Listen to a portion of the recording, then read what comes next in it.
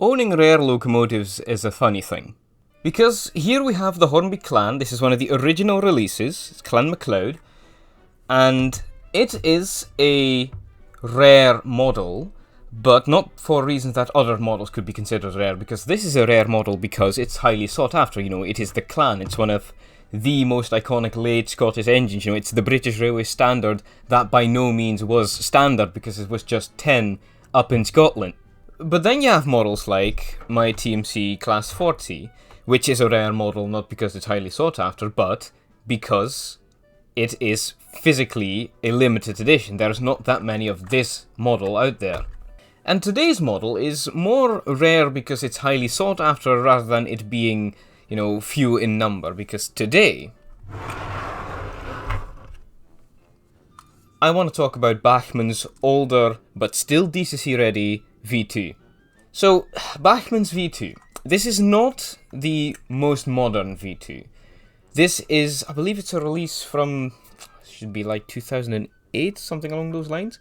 I weathered mine with a few washes, and for the time, I was actually, I was, back then, I was very proud of what I'd done, but now, looking at it, I'm happy with the rods and the cylinders, and I'm happy with this area over here. But, then you look at the boiler and you can clearly see, where I drizzled the stuff on, and yeah, it's not the best job in the world, of course, but, it serves. I think it gets the message across, and for my first time, I'm not too unhappy with this. Also, I fitted it with a crew, which I painted up, but this was painted with acrylic paint, so I had to layer it quite a lot, so whoops. But to get back to why this model is so highly sought after, well, despite this being, loco drive without any connection to the tender electrically, despite the pony wheel not picking up either, this is a DCC fitted model. This has a DCC 8-pin decoder in the firebox. And even though this just has a Hattons decoder in it,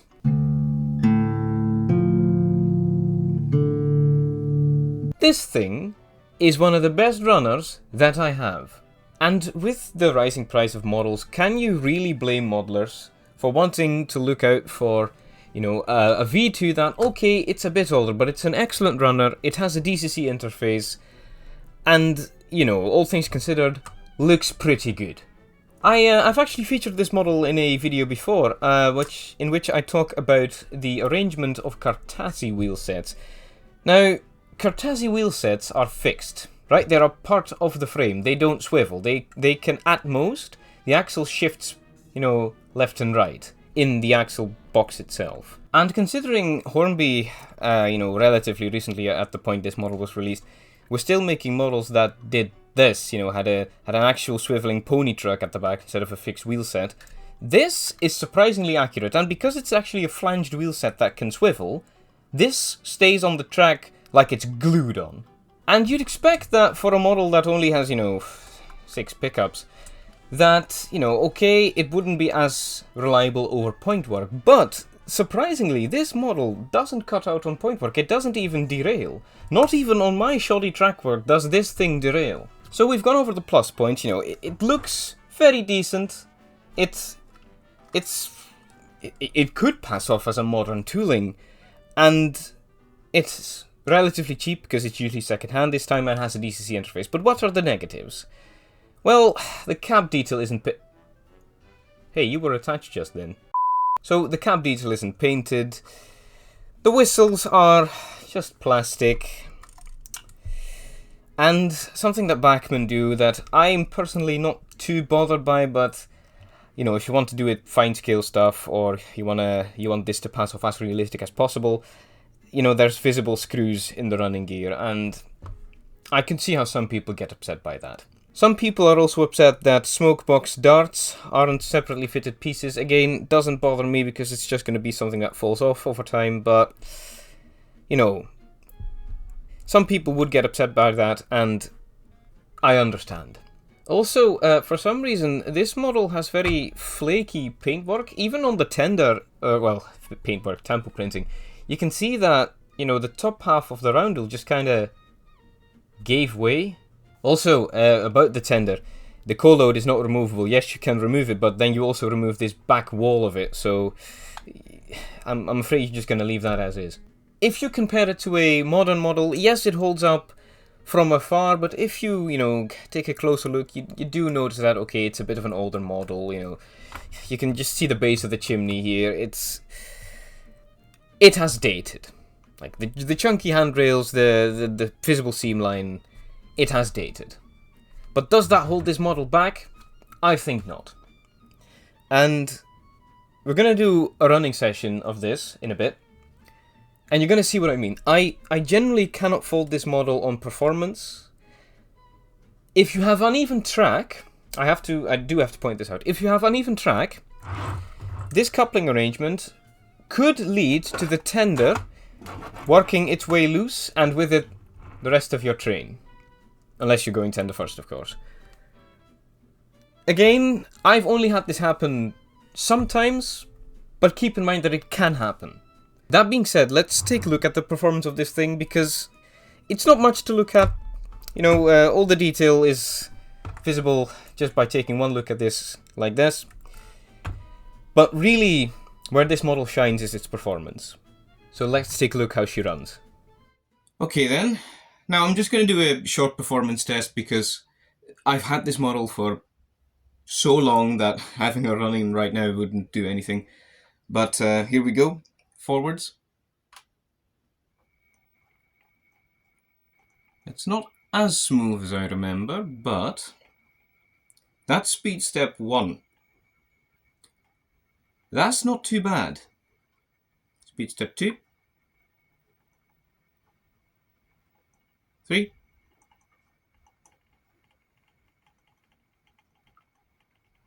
4. 5. Change direction so she'll stay in frame. Ooh, she's worse backwards. That's not how I remember her, but she does run forwards most of the time because she doesn't have her front coupler anymore.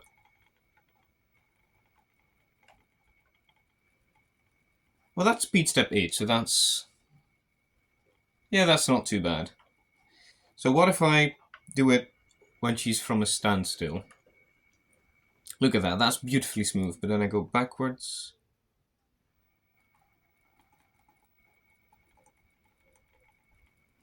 Yeah, that's not too great, but it's passable, I think. Because that was from 0 dialing up to 8. And like I said, at the higher speeds, beautifully smooth. One thing though is that I've neglected to mention is that the rods are a bit chunky, I think. But again, it's not too distracting. Also, it's kind of hard to see because she's so dark, so the camera doesn't like to pick her up.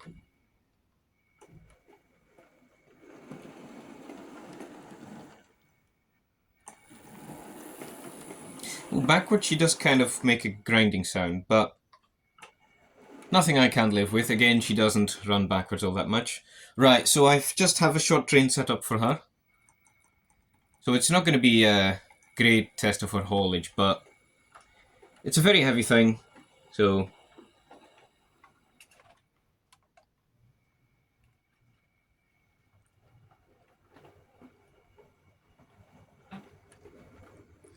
And when she's running with a train like this, she looks lovely. She really does.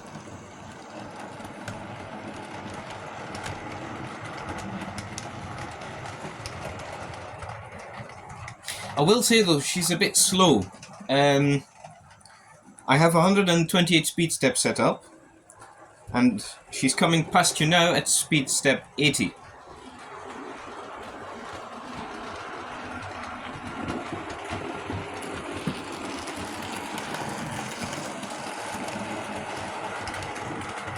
Now that's not racing along now, is it?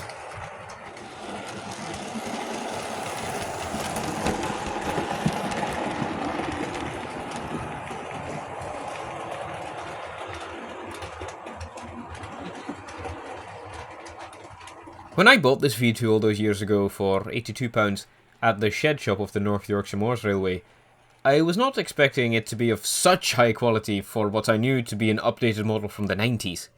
The only Bachmann model I had handled up until that point was a Bachmann GWR Pannier, which is also a very smooth runner, so it was just dumb luck, I suppose. The inside of this model is stunning though for what it is. A powerful motor, turn bearings, and a base keeper plate with the pickups bent upwards as to allow for full removal. Now here is where I have to eat my own words a bit. I said this model was usually absolutely fine on the double points, and usually it is, but Sod's Law struck and travelling forwards going right to left caused the model to stall and even derail. This is going to sound cliche, but I swear it doesn't seem to do this when I'm not intent on filming it. But when travelling backwards, right to left again, it does manage the points. But when I turn it round and I want to make it go forward on this set specifically, the loco to tender connection allows the loco to lift the tender off the tracks completely, causing it to derail when the tracks level out again. Your mileage may vary though, as this is an issue with my track adding to the poor loco to tender drawbar on this model specifically, as I do not own any other locos that interact with the points quite like this. The loco does manage to stall when going the other way though, which tells me there's a slight issue with the pickups, as it is always when the same wheels hit the same spots on the track work. Bachmann's no stranger to having loco stop dead if a specific wheel hits a certain point in the dead zone, even if the wheelbase is not completely within said dead zone. Looking at you, Class 08 and J72. So for the most part that is egg on my face. Dreadful Hornby points aside, I still vouch for this model, as your track work is probably good enough for that drawbar not to cause any issues. Again, if you have inclines or uneven track, that might not be the best idea. Bachmann's 2021 release of the V2 is discounted at this point, so if you can find the 90s version for significantly less than the current £170 offering from Rails of Sheffield, you might want to consider the old DCC release. That's all that I have for you for this week. Thank you for watching and happy modelling. And I hope to see you in the next one. Cheerio!